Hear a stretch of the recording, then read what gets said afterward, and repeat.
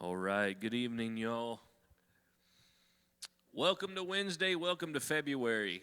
Who can believe we have already finished 1/12 of the year? A twelfth of the year is already gone. Can you believe it?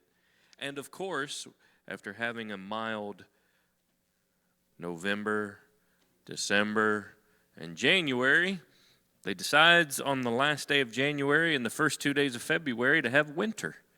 So I saw it's going to be a low of 2 degrees on Sunday. How exciting is that? And some of it, yeah, with wind chill. Yeah, that's so 2 degrees is what we've got. I guess every day next week is going to be a low of under 10 degrees every day next week, according to the Weather Channel app. So hopefully y'all are not fair weather fans, and I was born for this stuff. I am wearing my coat. Oh, man. All right. Well, so happy Wednesday. Happy February. It's time is already going by so fast. So I see some more coming in. Somebody coming in. So we appreciate you joining us, whether you're in person, whether you're joining us online. If you have any questions or comments, please do not hesitate to post them on here. We will do our best to answer them.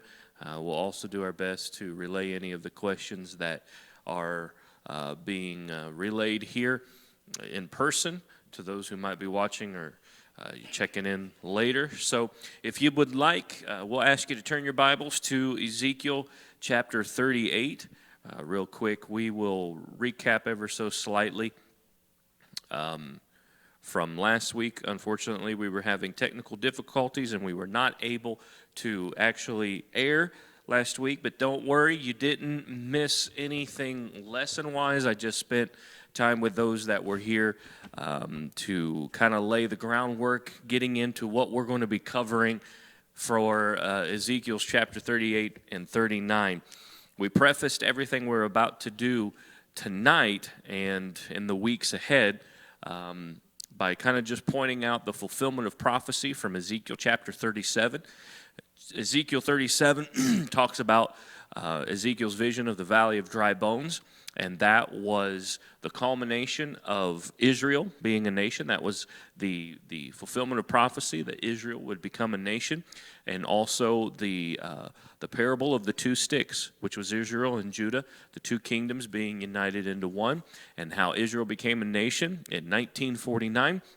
So not too many generations ago, the fulfillment of that biblical prophecy came to pass.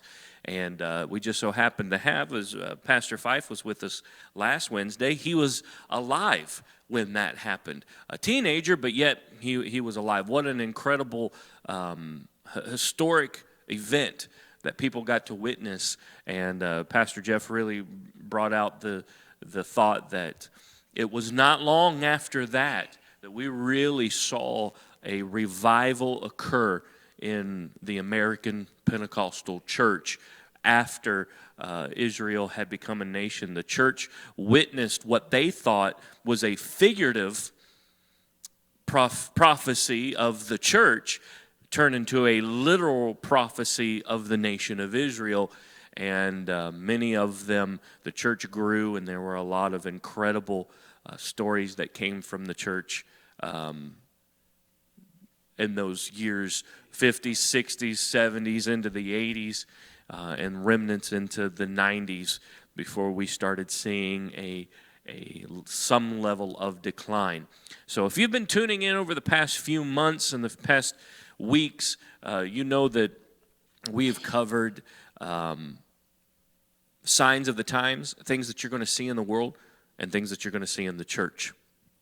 So now what I would like to do is bring about something revelatory and bring to our attention prophetic events that have yet to happen.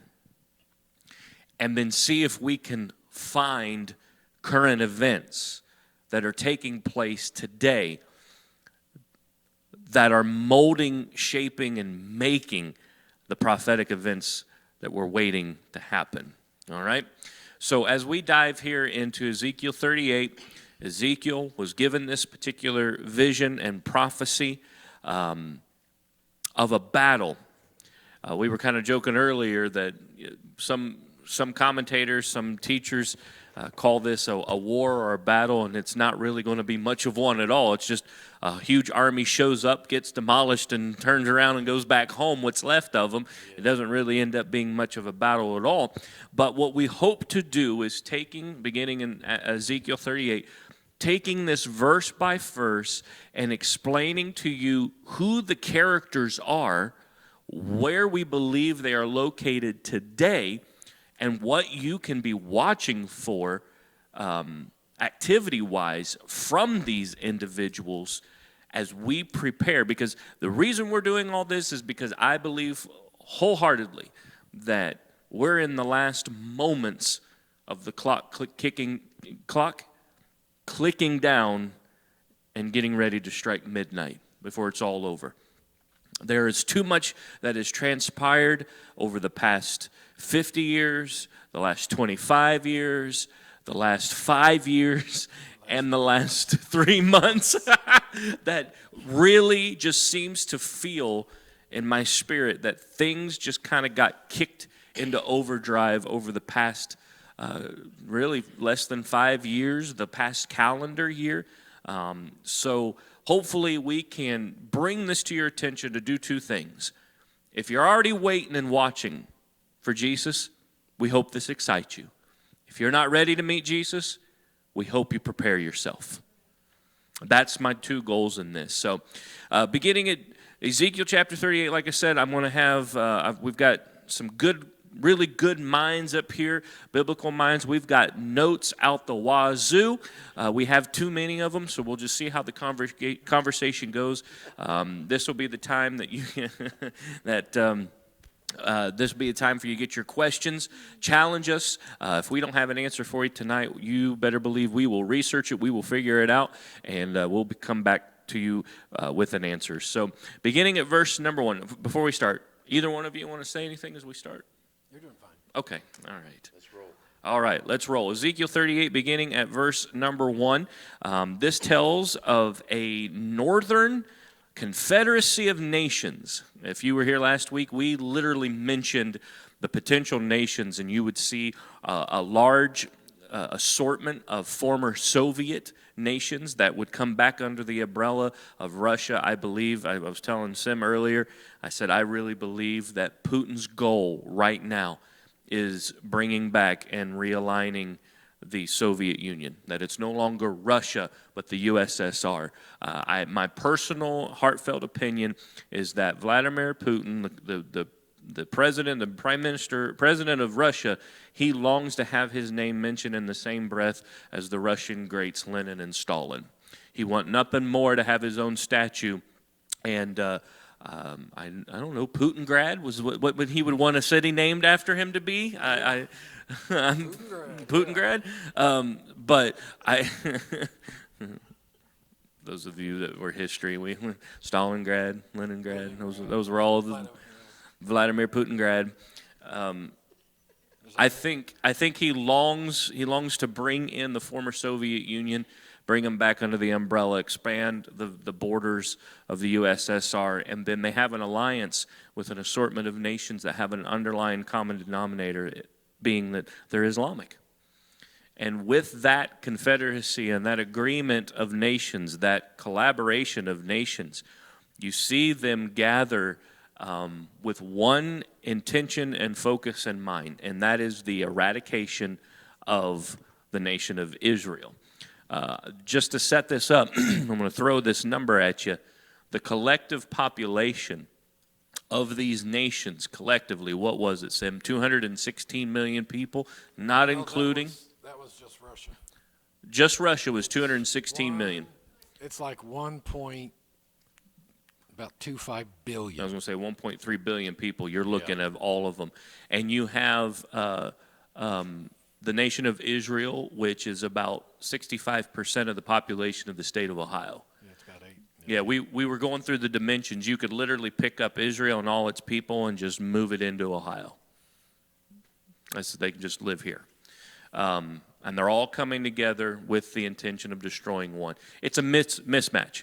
There's through the mind's eye, it's impossible. It's bigger than David and Goliath. It would be like David being 6 years old going up against 150 Goliaths. It's just unreasonable to think that there's any possibility of Israel winning this, which begs the discussion at some point in time of where's America's role? Of course, we would never allow that to happen. So it kind of just brings to light, well, maybe we're not the world player in that moment in time that we are at this moment. And what would create that? Well, potentially the rapture of the church. You would have just enough of a population taken away from this nation that it would hurt us greater economically. We're already in trouble economically, folks. We're already there. We're already drowning in debt. We're not up to our eyeballs. We can't even swim to get out of the water, and it does not appear that our current government has any plans whatsoever to not keep spending money and buying whatever they want to buy. That's not going to stop. So the value is devaluing. The dollar is devaluing. We've already talked about last week cryptocurrency, how that's going to be the way that people will be going and putting their money into a market, which is something that doesn't even exist, and how that just sets up the ability for a government to say, look, the dollar has no value. We're not printing it anymore. It costs us more to print it than its value in and of itself. We're going to make everything digitized. We're going to make a cryptocurrency, and you have to have technology in order to use your own money. Well, how many places today, even during this COVID situation, they're saying Refusing they cash. want either exact cash or card. You know, there's little increments that people are getting acclimated to. Right. That we're Coin shortage. we're just thinking, oh, you know, just that's ridiculous. Yeah. But it's little increments. What people get acclimated to, it's going to be that much easier to do that transition. Yeah, if you do it slowly, it's a lot easier than if you just do it real fast. And let me throw one other thing at you that that we need to be reminded of. The actual dollar bill, no matter what denomination it is, the actual dollar bill in and of itself is worthless. It has no value.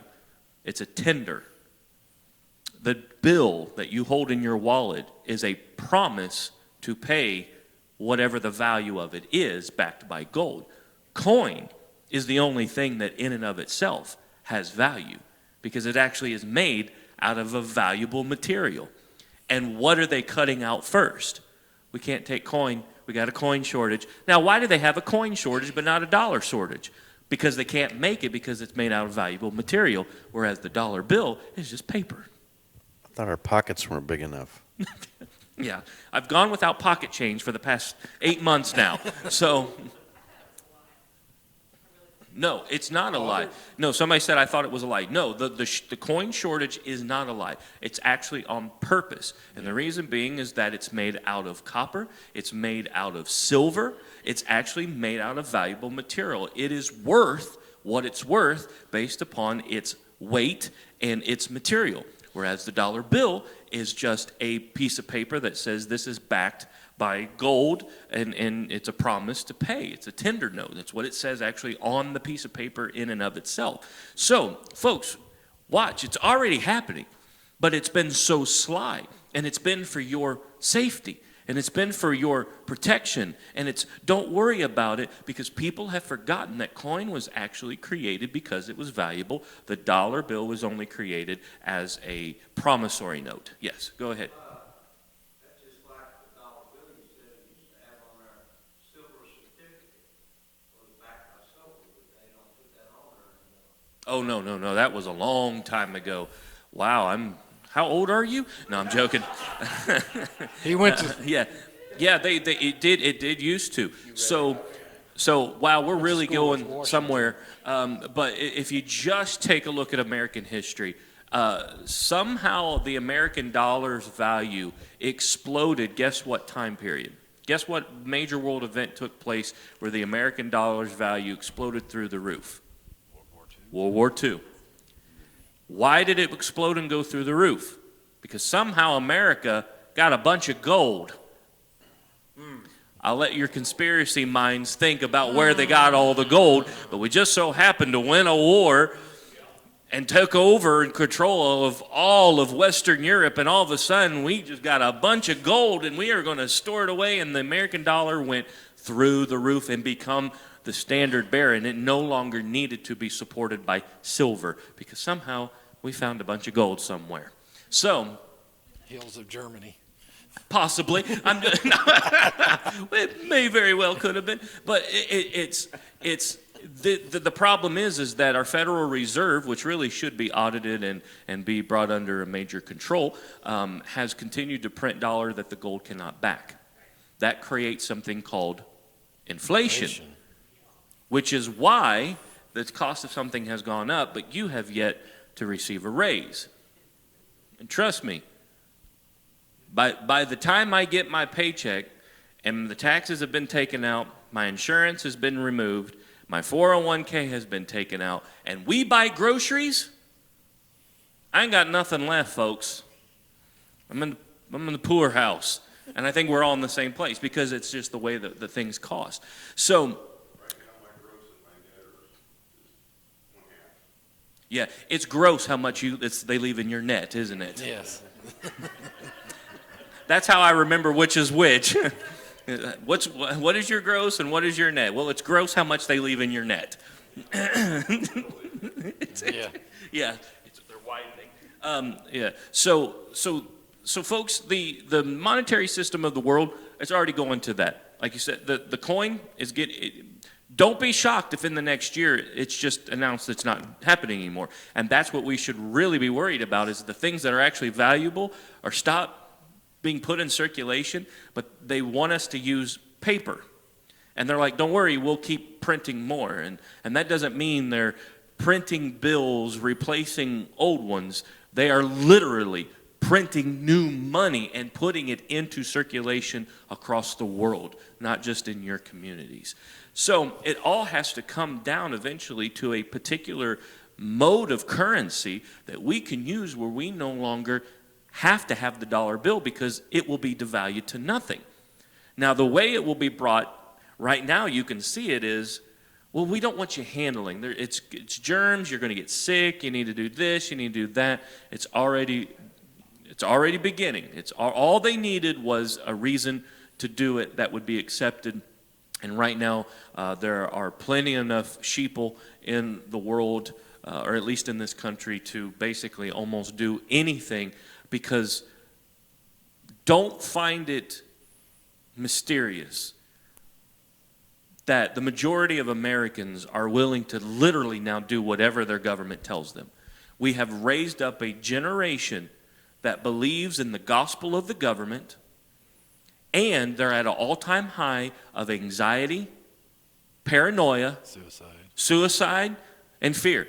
They're at an all-time high. We've never seen it like it is right now. It's the perfect Storm. brew of issues and problems that will be introduced. So what's going to happen? Yeah.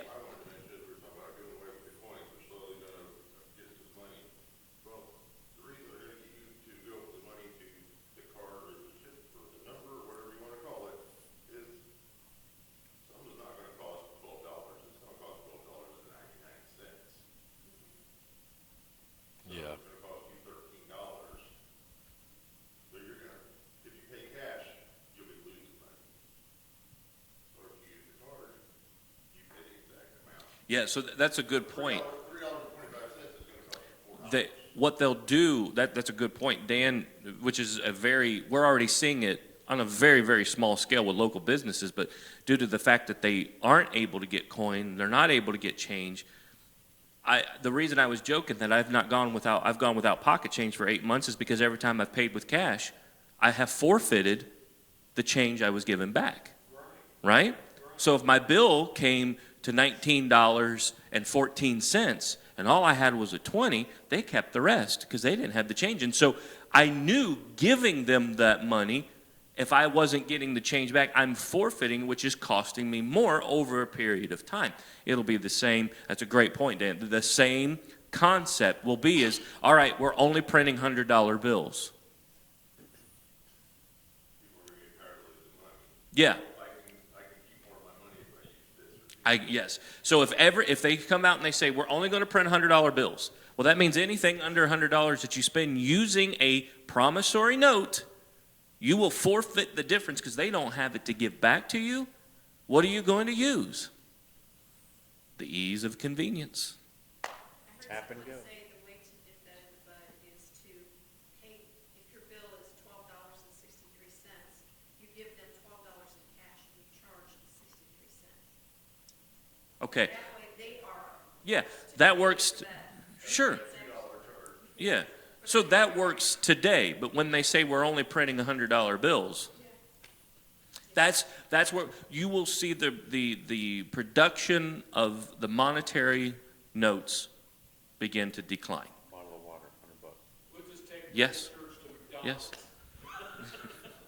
Give them $100. It's convenient. We all know how convenient debit cards are right now. It's just convenient. Apple Pay, you can pay with your phone now. Absolutely. Yeah. Tap and go. So there's a lot of events that will obviously transpire that will lead to this. But so going back to Ezekiel 38, I believe a world cataclysmic event takes place that eliminates the alliance with Israel, and it leaves Israel visibly vulnerable. Say that 3 times fast.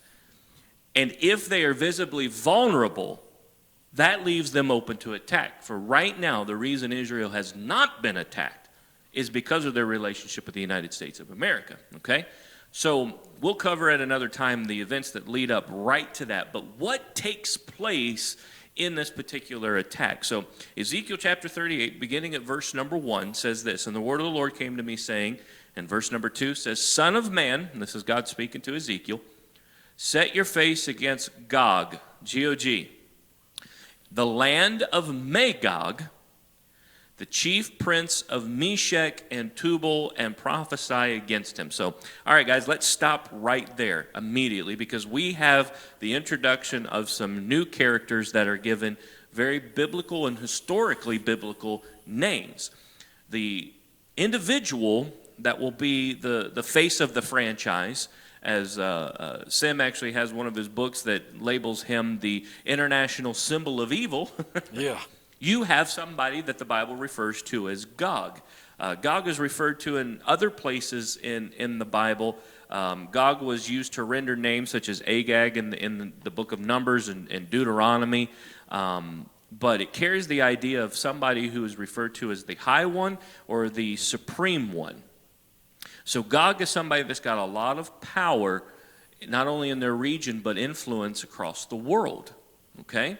And he's of the land of Magog, which I find is interesting that their names, which shows an allegiance, a loyalty and a connection between those two, and that this individual, who's the prince of Meshech and Tubal, we'll get into that here in a second, he is being prophesied against by the prophet of God. So, here's the question. Who is Gog and where is Magog? All right? We've thrown out tons of hints over the past couple weeks. Anybody want to venture a guess as to who, and the ultimate question, why? Okay, so I've got a Russia and China guess. We got a 2 for 1. Anybody else? You're half right. You're half right. The Soviet bloc. Yeah. No. Good question. Great question. He's just the leader of this band of, a sixth of the world that's going to come against. So the question was posed, is Gog the Antichrist? And it's a great question because I do believe this person would have to have the spirit of Antichrist, obviously. Yeah.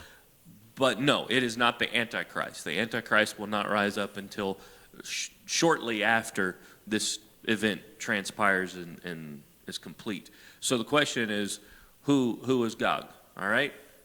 First of all, who's the guy? Who is it? Anybody know? Any wild guess? All right. How about Magog? Who's the land? Who's the land of Magog? Russia. All right. So I would sincerely believe, and I'm going to say this, and I'm going to turn it over to see what these two guys say. I believe Magog is the land of the United Soviets.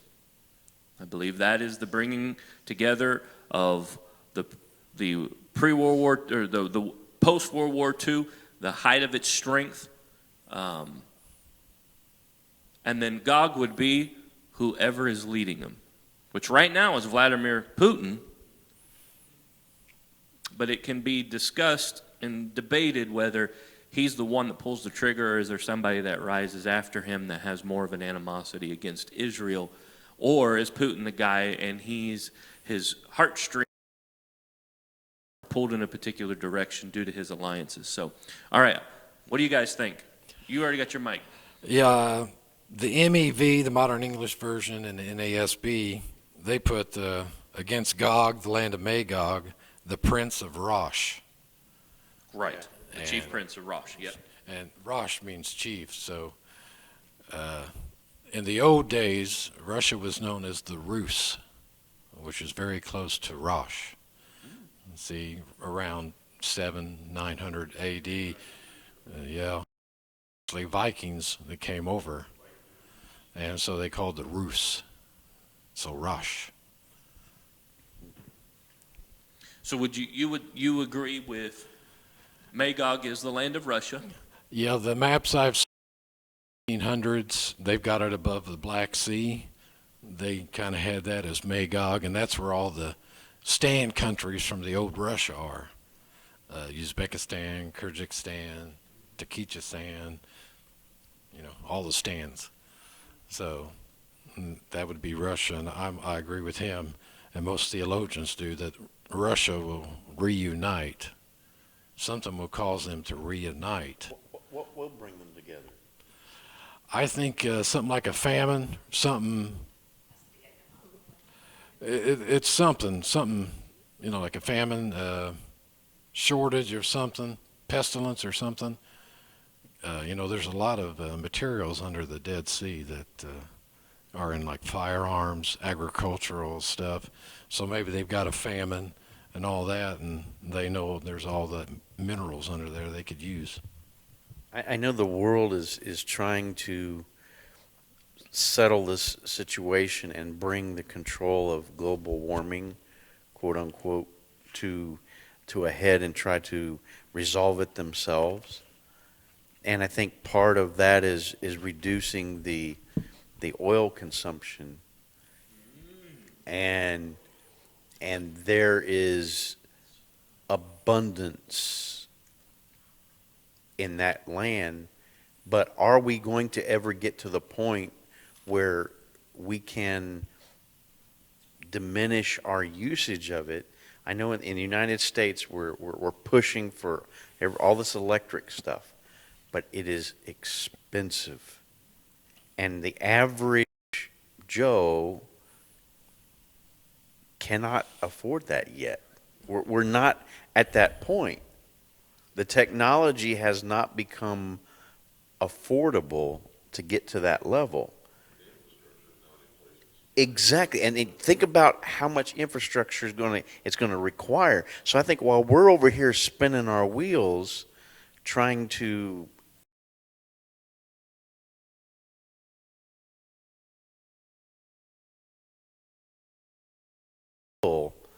major consumers Yeah. of the oil. Places like Russia have made it known. It's no secret. They don't improve their technology because the technology they're working with will work in any environment. Yep. They don't use solid state stuff in their missiles. It's all transistor or tubes and amps, things that EMPs won't take out. Yeah. They're using fuel because Right, dig a hole, find fuel, Yeah. right. anything can become a fuel, electricity is not. I think they'll have a major influence in the oil consumption in that part of the world. Let us modernize ourselves, and we'll go to war with stuff that won't work. Absolutely. Right, Flying over with fuel going up the back of it, and they're laughing and dropping bombs. right. One of the byproducts, if you have electric cars, is you're going to be pretty much stuck near home. You're not going to be able to go great distances. They can keep you like netted up then. Yeah. So while America is doing everything it can to force ourselves to progress and progressive thinking, if we ever did achieve it, everywhere else in the world will be generations behind, not because of the lack of technology, but because of lack of interest. Because right now, in the global markets, Russia and Saudi Arabia are fighting over control of who's going to supply the world's oil. They're fighting it out right now in the market, and they're trying to prevent each other from making advances in the market while we're over here. So, Jeff, I think that is a great point. What is the uniting factor? It has to be resources. Absolutely. It has to be. That is because if you look, Saudi Arabia is one of the, if not the richest nation on the face of this planet, and it's all because of oil. They don't have nothing else. Well, of course the United States gives it. We give everybody money. It's just how much are you going to get? Yeah, yeah. And that's why the Japanese attacked Pearl Harbor, because we cut off their oil. Correct. Well, I mean, yes, the love of resources is something that is absolutely the political motivator of this particular event, which leads us to believe that keep an eye on the oil markets. Who's the players? What do the resources look like? Because Russia's expansion of bringing the Soviet back together is for one purpose in their mind: getting land back so they have these resources. There's resources in those lands. They don't care about the people, include Alaska. Yeah. I'm telling you. 60 miles from Russia? Yep. It really won't be difficult because those countries are relatively poor and not very self-sufficient. No. It would be very easy for Russia to take them back. Correct. There's a lot of instability. There's a lack of military force to fight off. It will be done by negotiation. I don't think there'll have to be a gun raised or a threat made. It's okay, sure, and yes, exactly, because they have resources that are necessary. Great point. What is going to be the focus that will unite these countries together? So already we begin to see that we are removing ourselves from their spouts with each other and the unifying factor that probably plays into a greater role now than ever before, because as the world economies begin to teeter and fall, look how many European nations are struggling right now. I mean, horribly struggling. They have no money management skills whatsoever. Yeah. France, Greece. Think of it this way. There are more nations in debt than there are nations that are in a surplus. How can the world as a whole function? How is it even possible? Well, let me tell you. A reset. The Great Reset. There has to be a great reset, because eventually you have nations like Russia or Saudi Arabia that's going to try to corner their particular markets, and that's not going to be fair for Denmark and Luxembourg. Luxembourg, that Switzerland, Sweden. Exactly. It's not fair to them. A reset that makes it all a playing level field. So Well, I mean, the European Union they itself tempted, yeah.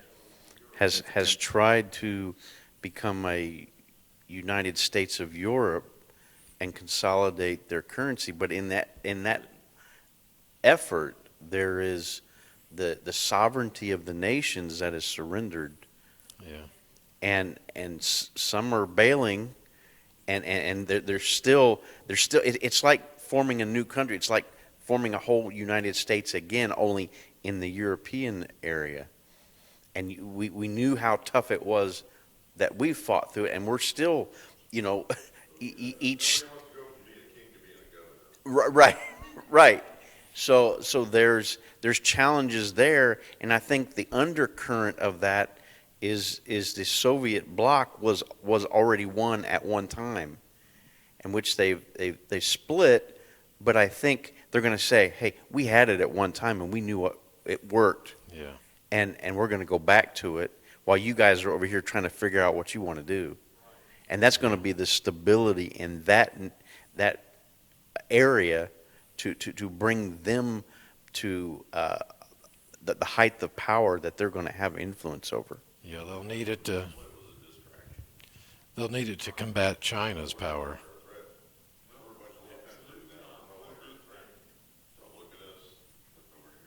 Yeah. Right. Right. So we see in this prophecy, you have Gog, the land of Magog, which would be the leader of Russia, consolidating his area, creating an alliance with Islamic nations.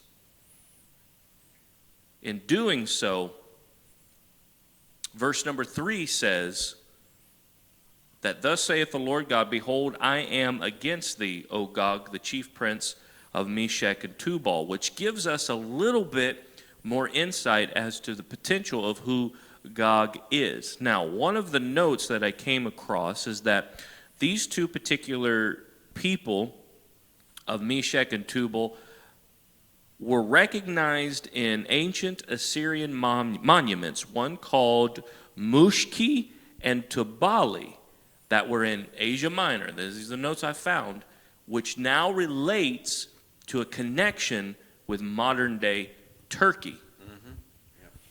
So could we potentially see Turkey playing a role in having an animosity towards Israel?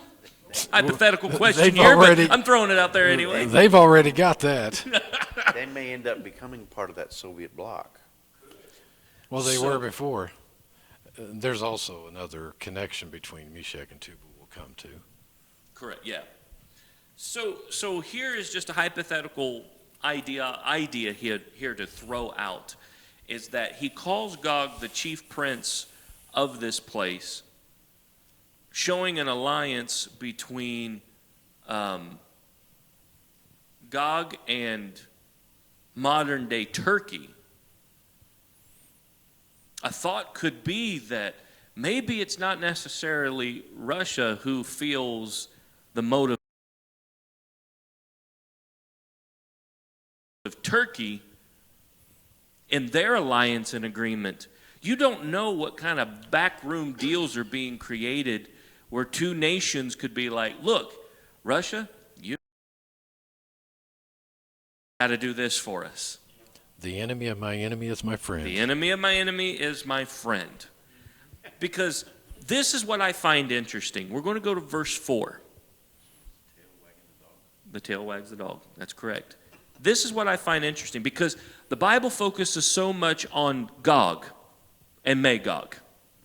Now, it lists the other nations, but it lists them as accomplices, but there's one leader. The primary, yeah. And it almost, in my modern eye now,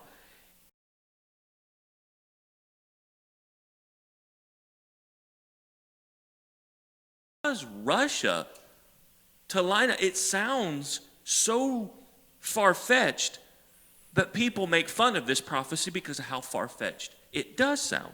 But I think verse 4 answers that question for us by telling us, I will turn you back and put hooks in your jaws and bring you, to show that Gog's original idea was not to do anything. But something forces them against their will in doing something against Israel that they probably did not want to do in the first place. So if it sounds totally unrealistic right now that Russia would want to do anything, it's because you're right. They don't. But something transpires, either it's a relationship or it's resources or it's an agreement, is going to force them, because God says, I am going to treat them like a fish.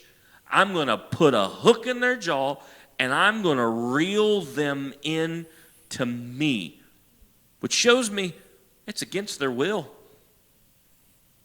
There'll be a lack of desire to do so, but something is going to force them. God, see, let me tell you something I had a former pastor tell me. God does supernatural things in natural ways. And this will be a supernatural event that's going to look like a natural transpiring of events. I will turn you back. I will put hooks in your jaws. I will bring you to me, and listen to this, and all your army. They're going to unload the cupboard, Sim. Yeah. Is that what you took that as? Yep. All means all. All your army, all your horses, all your horsemen, all them clothed with all sorts of armor, even a great company with bucklers and shields, and all them handling swords. They're going to bring out the whole arsenal. You got to remember, this was written 2,600 years ago, so he put it in a language they would understand. He wouldn't have understood if they said, bring all your tanks and bazookas and all that stuff. Your helicopters, your Yeah. planes. Yeah, dropping bombs, So he had to put it in terms that they would understand. This verse 4, I think, is one of the most revelatory verses in these two chapters, because it shows a reluctance from the attacker. It shows that there's something that's pushing them to do something they don't want to do, and they are so insecure in it that they feel they got to call every resource to make it happen.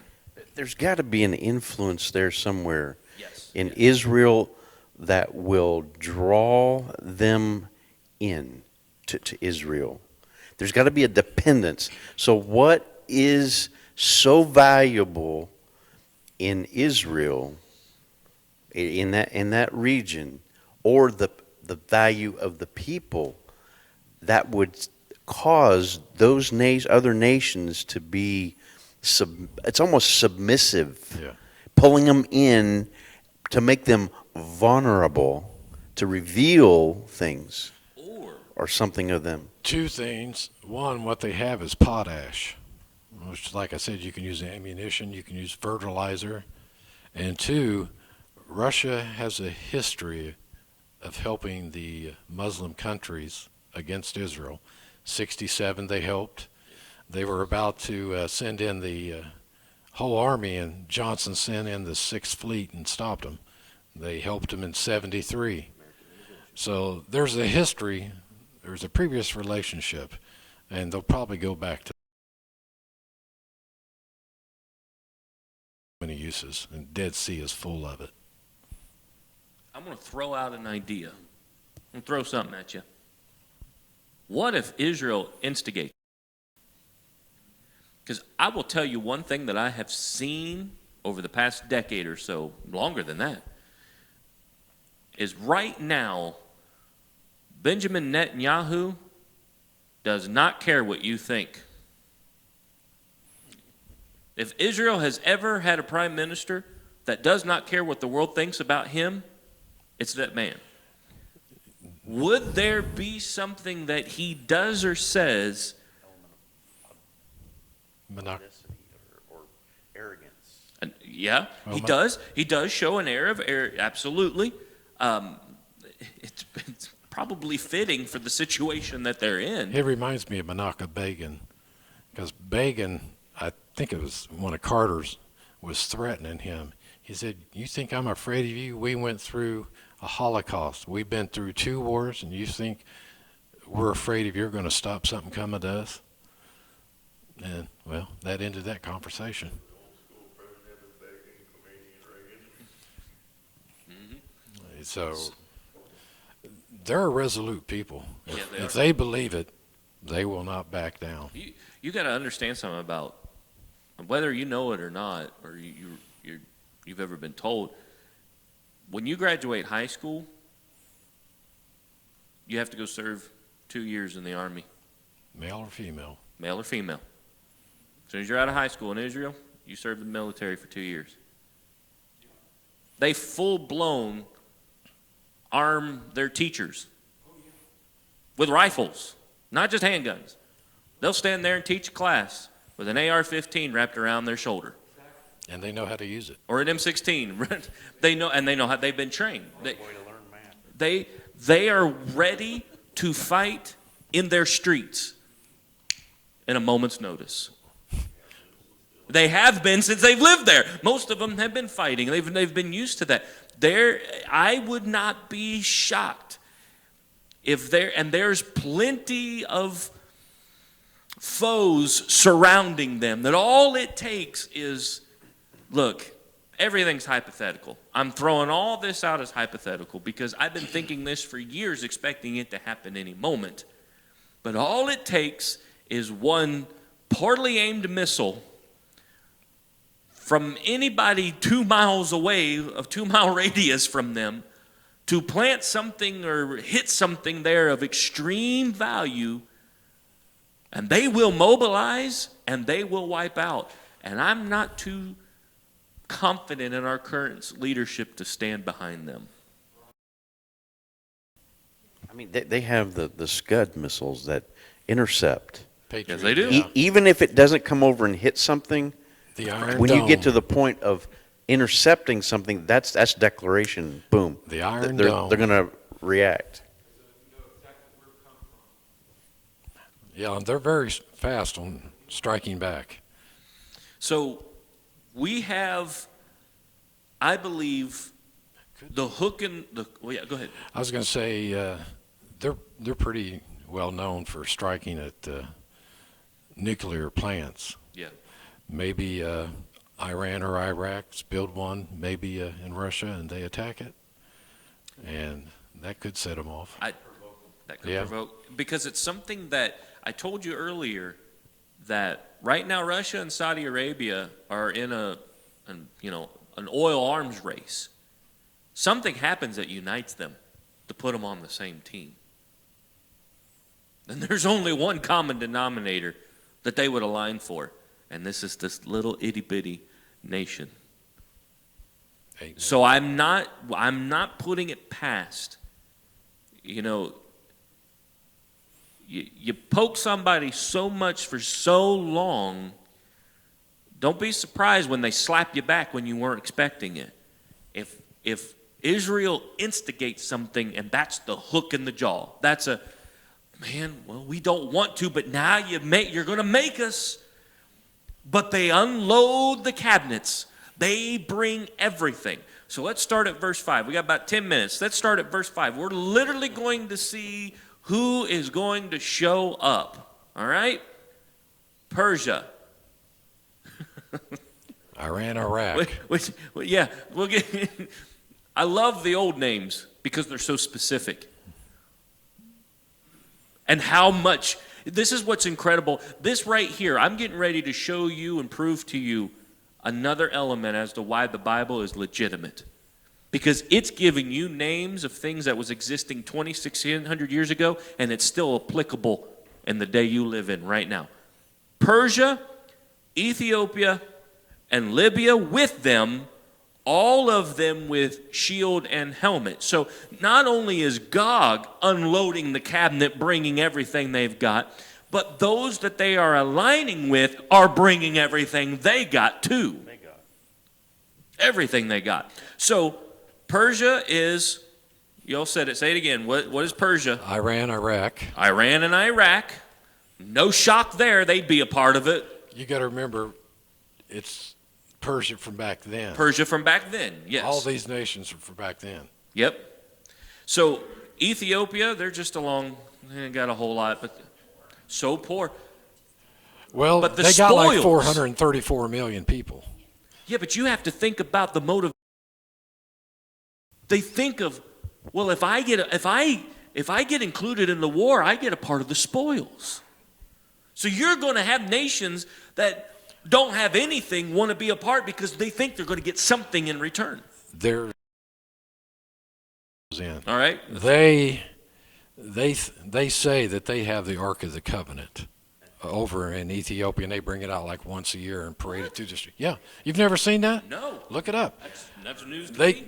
they keep it like, I don't know if it's on Elephantine Island, but yeah, they claim that they have the Ark of the Covenant, and if Israel, because it's under the Temple Mount, because Jeremiah hid it there, and when Israel, if they bring it out, that could be the hook and to put them in there. They go, no, we've got the real Ark, not you.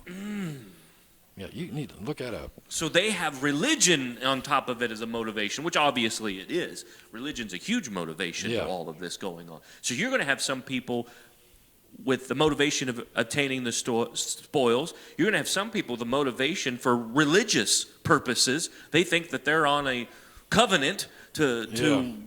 do something for their God. It's a holy war for them. So yeah, my goodness.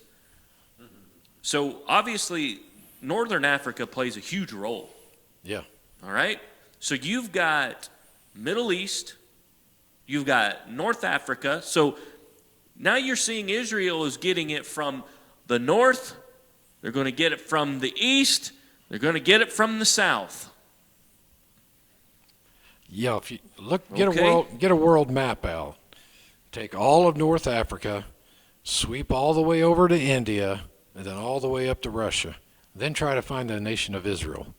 It's a dot, and all you see is all an these ink countries. blot. It is a dot. 8 million All going to people. converge. Well, it's like I was telling him before, 1.3 billion is the combination of all of them. You've got to say at least a 5 or 6 million person army. If it's probably more, because it says it covers all of Israel, and they're like 273 miles from Yes. top to bottom, and 70 miles east to west. I think it's realistic, 10 to 15. Yeah, I think 10 to 15 million people would just overwhelm the land mass that exists there. Yeah. Probably 20 million. It's unfathomable. It's like, oh, this is over. This is over. This is overkill, actually. It's going to be like, why do you need so many?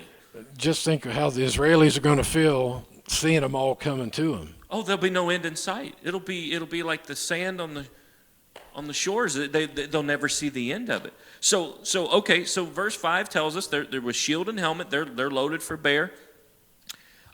Verse 6, Gomer. Not Gomer Pyle. Not Pyle. Not Pyle. Not but Andy's Gomer. friend. All right. Who's Gomer? Well, Gomer is also part of Turkey. It is, but I think that's more Togarmah too. Yeah, all four of them, Togarmah, all four of them, Meshach, Tubal, Gomer, and Togarmah. Does anybody know whose sons they are from the Book of Nations in Genesis 10? Well, nobody brought their Bibles. They can't even look it up now. Well, how many sons did Noah have? Well, who were they? Ham, Shem, and Japheth. Well, Ham. it's more than. Ham, Shem, and Japheth. I'll just tell you. I'll give you a hint. It's more than 4 letters. So who would that be? Japheth. All of them were sons of Japheth. And they're known for north of Israel. Whereas Shem was the Saudi Arabia, Israel and stuff, and Ham was known to go toward Africa. So they're all sons of Japheth. It says the sons of Japheth, Gomer and Magog. Yep. Look up Names that just keep linking. Genesis 10. That's a table of nations. Read it and you'll see. So you've got North Africa, you've got from the north, you've got all the Muslim countries surrounding Israel, you have Turkey, which obviously is getting ready to play a huge role. That's probably like the little brother egging on the fight. I believe they have the strongest army of all the Muslim countries. They may not have as many as Iraq, probably is quick to mobilize, yeah. but they probably have a more sophisticated and better army. Better equipment, yes. Yeah. We live in an age of technology where you don't need as much manpower as you do Just technology. somebody to push buttons. Push buttons. You need somebody to push buttons. Yes, that's another point. They have lesser technology. They always have the old technology. But it's still better than everyone else. That's Yeah, good point. All these nations have one thing in common. They bought our old technology. Well, if you notice, that's why China became such a player, because in the 80s, they signed a treaty with Japan.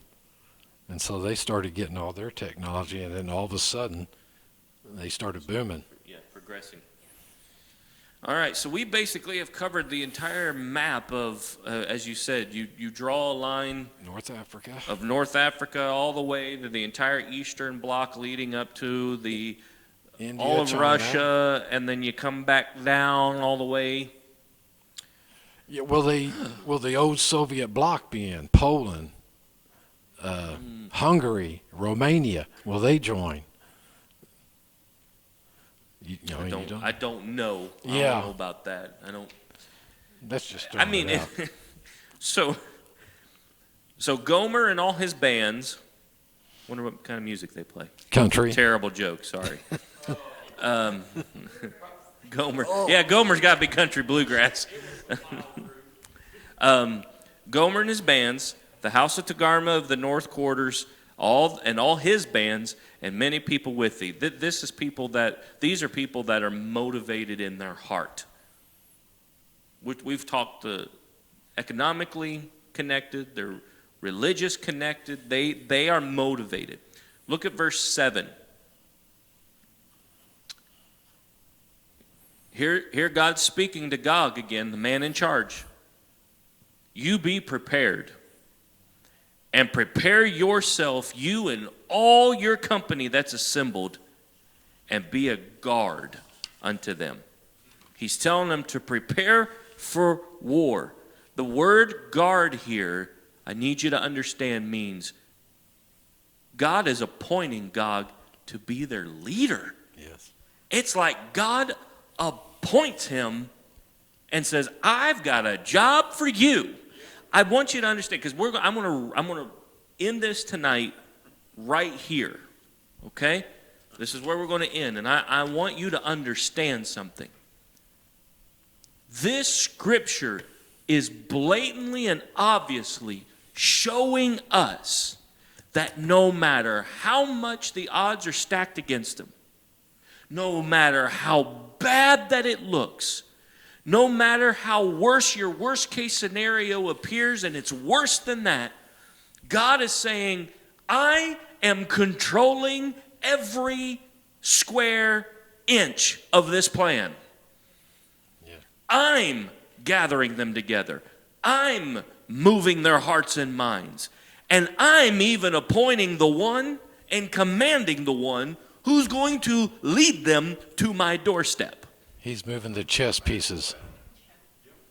He's moving, what was that? He's gonna smack them all down. Yeah. I mean, For his glory, yeah. we know that we. Yeah, So, yeah, he wants them there all at the same time. Exactly. He don't have to hunt for them. Like you ever play the old game of, what was it called? Gopher? Whack-a-mole. That's what it was. Whack-a-mole. It's as if they all came up and stayed at the same time. And they gave you a huge hammer with one hit, one smack. I'm telling you, God is setting up all these nations, putting them all in the same mind, and he has given them a leader and told them, prepare yourself, prepare your army, prepare for battle, for you are going to lead them to me. Yeah. And what's amazing is you got to ask the question, why would God do that? Why would he literally put a nation that is arguably the smallest landmass of every sovereign nation on this planet? Why would he reasonably gather every nation within 100,000 miles and set them against them and lead them to the doorstep? It's just coming up, the verses. So we'll answer that question next week, beginning To at be verse number continued. 8, as why would God do. So let me leave you with this. We've literally brought to you the literal of what's going to happen. So let me bring about to you the spiritual. Okay? Doesn't matter how insignificant you may feel. And it doesn't matter how big your problems in your life are. Sam and I were talking before church that we literally were discussing some frustrations we were having with, whether they job or just outside, and sometimes, it's just a fight, and you gotta just handle your business, and you gotta stand up for yourself, and sometimes you can walk into your office and it's just your anxiety's there just by walking in, okay? And sometimes it's just like, I don't want to do this anymore, and I don't want to fight this fight anymore, and it's impossible. I'm never going to get through it. It's never going to work in my favor. Just remember that God is going to turn every potential enemy against Israel just to prove he's still in charge. I'm going to tell you one little story that I've been reading in my book. I don't know, maybe I mentioned it last week. I don't know, but I'm going to mention it anyway. The author wrote in his book, when he was a little boy, he's about 12 years old, the neighborhood that they were living in and they moved to, there was a large church that was there in that city. It was a huge church. And what they would do every Saturday is this church, they would disperse people from church on Saturdays to go into the neighborhoods, and all they would do is randomly go to houses and knock on the door. And if somebody would answer, they'd say, hey, we're so-and-so from the local church up here. We just came by today to see, is there anything we can pray for? Is there any special need you have in your life that we can just stop and pray over you for? And they would pray and move on to the next one. That was it. We didn't want anything. They came to his house. And his parents, they were all Christians. They were new to the area. They were praying about where to go to church. And these folks walk up and said, hey, is there anything that we can pray for? And of course they had, well, we're just moved. We'd like to find God's guidance and direction. And they said, but you know what? Our son was just diagnosed with asthma, and he's really been struggling with it. Would you pray for him? I said, absolutely. So they laid hands on him, about the 11, 12 years old, and they prayed over him for healing over his asthma. He said, that day, I was not healed of my asthma. As a matter of fact, 30 years later, I'm still dealing with it. But I'm believing God for my healing. But I tell you what did happen that day. My feet were covered in warts, and it hurt to walk. And the doctors couldn't do anything for it. There was nothing except remove them, which caused additional pain. But they kept coming back. That day when they prayed over me for my asthma, God healed every wart off of both my feet. He said, as a man now, I think back and I ask God, God, why did you heal me of my warts on my feet when I were praying for me for my asthma? And he said, God spoke to him and said, just to show you I can.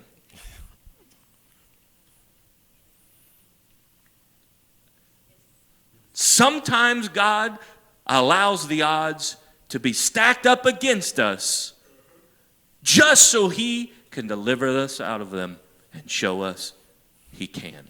The Bible's full of those stories. Full of them. Every story is insurmountable odds. Sennacherib. Every story that you find are insurmountable, impossible odds because God can. And he ushers in the end of the world by doing it one more time bigger than he ever had done before.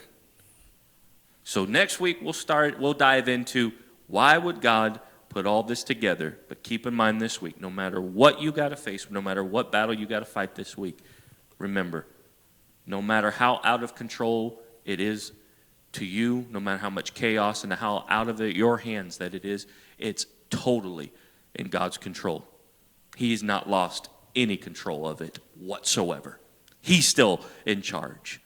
So trust him, rely on him no matter how big the army coming against you may look.